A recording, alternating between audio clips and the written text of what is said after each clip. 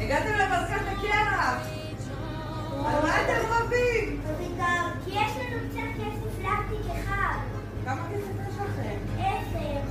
אתם יודעים כמה דברים אפשר לקנות ב10 שקלים? בואו תראו. אתם יכולים לקנות 3 קסטות ב10 שקלים. אתם יכולים לקנות 10 ארטיק קרח ב10 שקלים. אתם יכולים לקנות 3 ארטיקים מצופים ב10 שקלים, או 3 מוקיונים ב10 שקלים. יאללה!